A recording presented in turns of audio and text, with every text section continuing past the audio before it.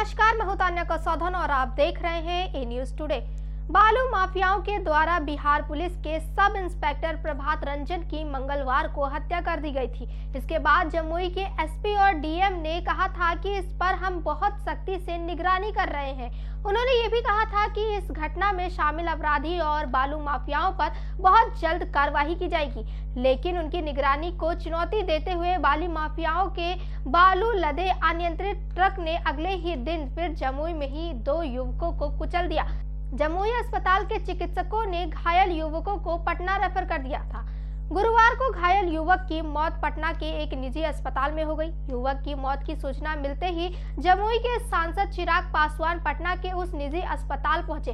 वहां परिजनों ने बताया कि बालू माफियाओं के इशारे पर अस्पताल ने लापरवाही करते हुए युवक की जान ले ली। इसके बाद चिराग पासवान अस्पताल का निरीक्षण किया, जिसमें ये पाया गया कि उस वक्त अस्पताल के सारे चिकित्सक और मैनेजर सहित लगभग सभी कर्मी अस्पताल से गायब थे। परिजनों ने आरोप लगाते हुए कहा कि ये सारी करतूत बालू माफियाओं की है।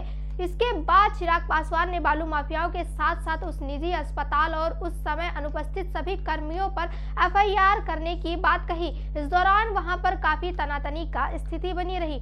चिराग पासवान लगातार किसी न किसी मुद्दे पर मुख्यमंत्री नीतीश कुमार को अक्सर घेरते रहते हैं। इस मुद्दे पर भी चिराग पासवान ने अपना बयान दिया। वहीं शुक्रवार यानी 17 नवंबर को पटना स्थित कार्यालय में प्रेस कॉन्फ्रेंस की। इस दौरान उन्होंने बिहार के बालू माफिया और अस्पताल में हो रहे गोरख धंधे को लेकर सीएम नीतीश कुमार पर हमला बोला।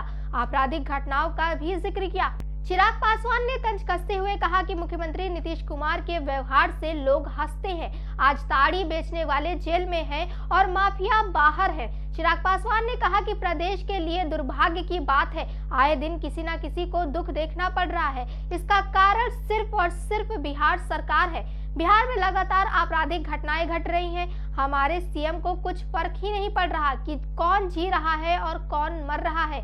नीतीश कुमार पर हमला करते हुए चिराग ने कहा कि एक कार्यक्रम में मुख्यमंत्री कह रहे हैं कि मंत्री को सिर्फ मेरी सुनिए, आपकी बात नहीं सुन रहे हैं तो किसकी बात सुन रहे हैं। आखिर ऐसा क्या वजह है कि सीएम को अपने ही मंत्री को कहना पड़ रहा है कि हमारी बात सुने।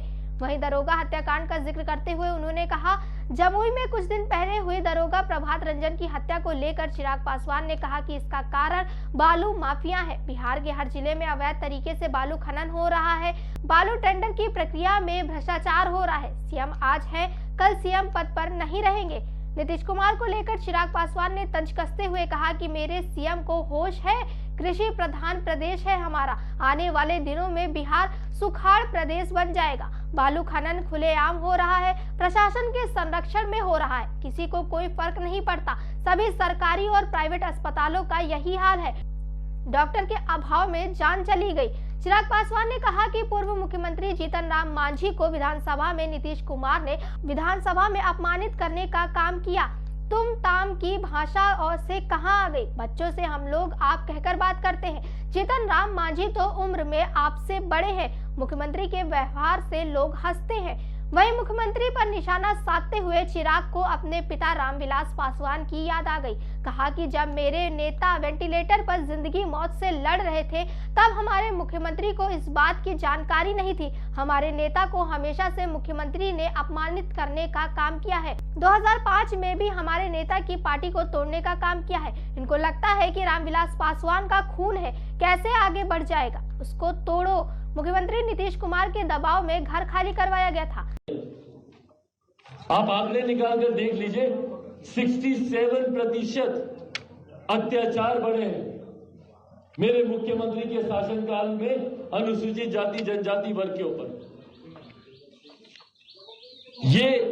ये हालात बना के रख दिए। आज आप चले जाइए कहीं पे भी, सबसे ज्यादा हत्याएं किसकी हो रही है भैया? पासवान समाज, दलित महादलित वर्ग से आने वाले लोगों की हत्याएं हो रही। पासी समाज के एक बड़ी आबादी को जेल में बंद कर रखा है। क्यों? ताड़ी बेचने के आरोप में। और जो शराब बेच रहा है वो खुलेआम घूमेगा। और यहां झूठे आरोपों में दलित समाज के लोगों को इन्होंने बंद करके रखा हुआ। चौकीदारों की हत्याएं हो रही। दलित समाज से आने वाले जवान लड़के लड़कियों की गला रेत कर हत्या कर दी जाती है, लड़कियों के साथ बलात्कार कर दिया जाता है। और उसके बाद द वर्स्ट पार्ट कि एक एफआईआर तक दर्ज नहीं होती। ये दिशा निर्देश है मेरे मुख्यमंत्री नीतीश कुमार जी के। चिराग ने आगे कहा कि 67% अनुसूचित जनजाति पर अत्याचार बढ़ा है। बिहार में राष्ट्रपति शासन लगा देना चाहिए।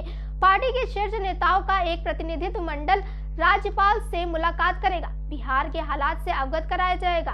वहीं जब जब चुनावी मौसम आता है, नेता मंत्री एक दूसरे पर हमलावर हो जाते हैं। इस समय भी कई राज्यों में चुनाव चल रहे हैं और ये वार पलटवार का भी दौर चल रहा है। तमाम और बड़ी खबरों के लिए जुड़े रहिए ए न्यूज़ टुडे के साथ।